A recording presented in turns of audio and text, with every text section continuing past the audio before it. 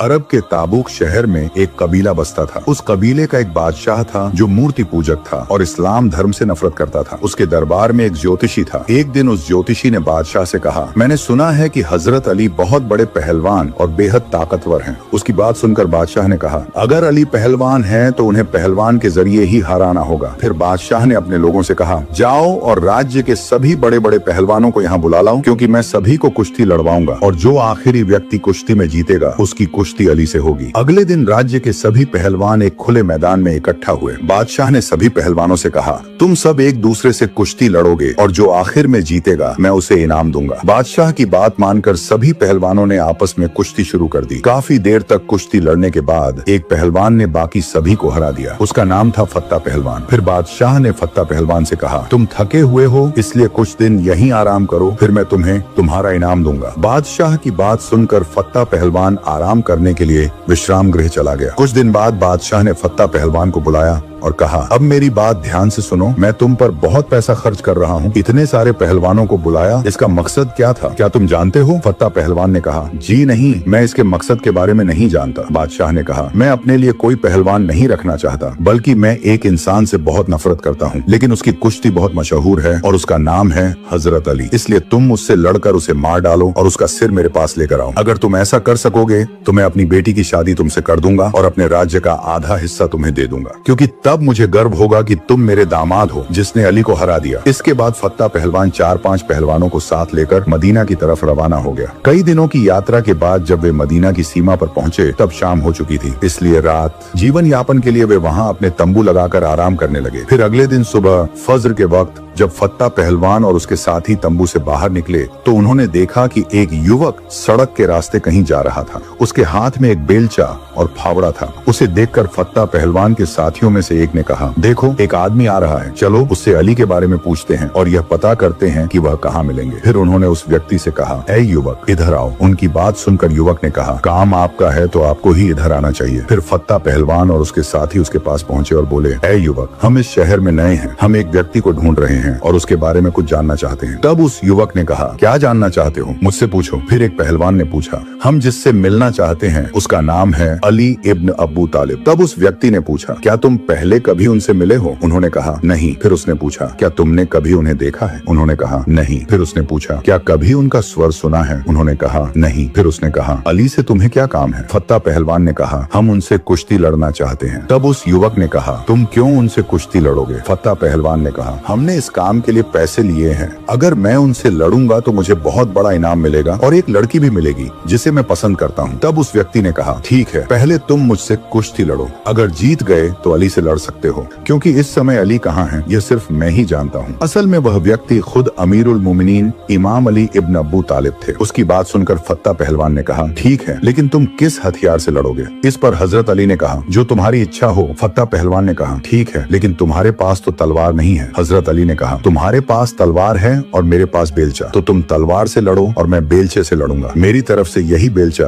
तुम्हारी तलवार का मुकाबला करेगा। अली की यह बात सुनकर फत्ता पहलवान बोला, तुम बहुत बहादुर हो। अगर तुम इतने बहादुर हो तो सोचो कि अली इब्न अबू तालिब कितने बहादुर होंगे। फत्ता पहलवान तैयार हो गया। पहले उसने हमला किया, फिर दूसरा वार किया और फिर तीसरा वार भी किया। फत्ता पहलवान लगातार वार करता रहा, लेकिन इमाम अली हर वार को रोकते गए। तलवार से वार करते करते फत्ता रुक गया और वहाँ से पीछे हट गया। तब हजरत अली ने कहा, फत्ता, अब क्या तुम्हारी कोई और इच्छा बाकी है? फत्ता पहलवान बोला, ऐ अनजान युवक, तुमने मुझे निराश कर दिया। तलवार और बेलचे की लड़ाई खत्म करो, आओ अब हाथों से कुश्ती करें। तब हजरत अली ने कहा, ठीक है, जैसा तुम्हारी इच्छा। इसके बाद फत्ता पहलवान ने पहले वार किया, फिर दूसरा वार किया, फिर तीसरा, लेकिन हजरत अली ने हर वार को रोक दिया। इस तरह लड़ते लड़ते फत्ता पहलवान थक गया। फिर फत्ता पहलवान बोला, अब मैं तीसरे तरीके से लड़ाई करूंगा जिसमें मैं सबसे ज्यादा माहिर हूँ और जिसे मैं सबसे आखिरी में इस्तेमाल करता हूँ। अब मैं भाला बरछी से लड़ाई करूंगा। हजरत अली ने कहा, ठीक है, तुम भाले से लड़ो और मैं अपने फावड़े से लड़ूंगा। इसके बाद लड़ाई फिर से शुरू हुई। इस बार भी फत्ता पहलवान लगातार वार करता रहा, लेकिन इमाम अली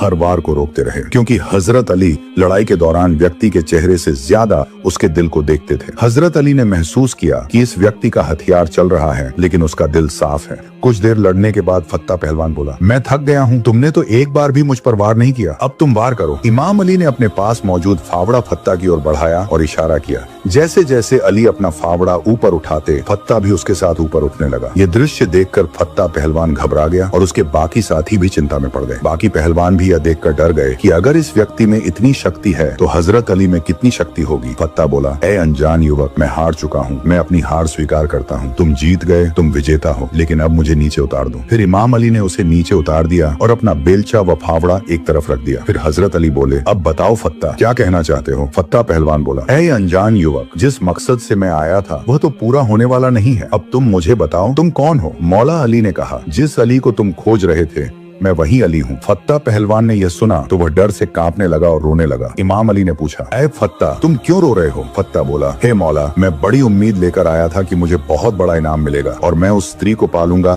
जिसे मैं प्रेम करता हूँ। यह सुनकर हजरत अली बोले, ऐ फत्ता, क्या तुम जानते हो कि तुम किसके दर पर आए हो? अली के दर से आज तक कोई खाली हाथ नहीं गया। फत्ता बोला, हे अली इब्ने अब्बू तालिब, अगर बात सिर्फ इनाम की होती तो मैं आपसे मांग लेता, लेकिन असल बात यह है कि मैं तो आपका सिर लेने आया था। हजरत अली बोले, अगर सिर की बात है तो क्या हुआ? गर्दन जो अली के पास है उसे लो, अपनी तलवार निकालो और अली का सिर लेकर जाओ और अपना मकसद पूरा करो। फत्ता बोला, हे अली, इतने समय बाद मुझे कोई सच्चा नेता मिला है, इतने दिनों बाद मुझे कोई सच्चा इंसान मिला है, इतने दिनों बाद मुझे कोई मार्गदर्शक मिला है और मैं उसकी गर्दन एक औरत के लिए काट दूं, यह कभी नहीं हो सकता। हे अली, मैं आपको मारने और हराने आया था, लेकिन मैं खुद पराजित हो गया, मैं खुद हार गया। आप मुझे कलमा पढ़ाएं, मैं इस्लाम कबूल करना चाहता हूँ। इसके बाद हजरत अली ने उसे कलमा पढ़ाया और कहा, पहले तुम्हारा नाम फत्ता था, अब तुम्हारा नाम क्या रखा जाए? फत्ता बोला, हे अली, जो आपका दिल चाहे वही नाम रख दीजिए। तब इमाम अली मुस्कुराए और बोले, पहले तुम्हारा नाम फत्ता था, लेकिन आज से तुम्हारा नाम कौम्बर होगा। और इतिहास गवाह है कि तब से लेकर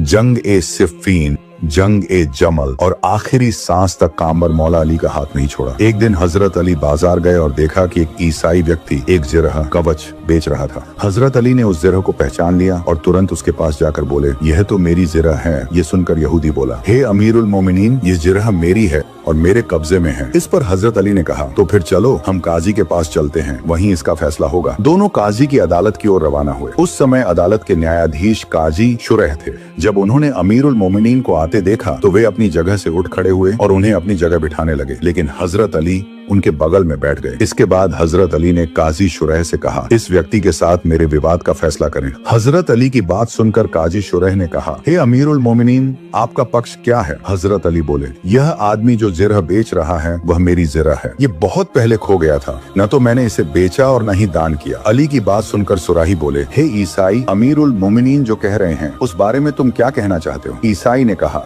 मैं अमीरुल मोमिनीन को झूठा नहीं कह रहा और न ही उनके आरोप को गलत ठहरा रहा हूँ, लेकिन यह बर्म मेरा ही है। तब सुराही ने अली से कहा, कवच तो इसके कब्जे में है, बिना किसी सबूत के इसे वापस नहीं दिया जा सकता। आपके पास कोई प्रमाण है? सुराही की यह बात सुनकर अली मुस्कुरा दी और बोले, सुराही ने सही कहा, मेरे पास कोई प्रमाण नहीं है। तब सुराही ने ईसाई के पक्ष में फैसला सुना दिया और वह बर्म लेकर चल पड़ा, लेकिन ईसाई कुछ दूर जाकर वापस लौट आया और बोला, मैं गवाही देता हूँ कि यही नबियों का विधान और शिक्षा है। अमीरुल मोमिनीन ने न्यायाधीश के सामने अपना दावा पेश किया और न्यायाधीश ने उनके खिलाफ फैसला सुनाया। अल्लाह की कसम, हे अमीरुल मोमिनीन, यह बर्म आपका ही है। मैं आपकी बेटी यह ऊंटनी से गिरा बैठी और बर्म नीचे गिर गया, मैंने इसे उठा लिया था। मैं गवाही देता हूँ कि अल्लाह के सिवा कोई माबूद नहीं और हजरत मोहम्मद सल्लल्लाहु अलैहि वसल्लम अल्लाह के रसूल हैं। अली रदियल्लाहु ताला अन्हु ने कहा, अब जब तुम इस्लाम स्वीकार कर चुके हो तो यह बर्म अब तुम्हारा हुआ। इसके बाद हजरत अली ने उसे एक अच्छा घोड़ा भी उपहार में दिया और उसे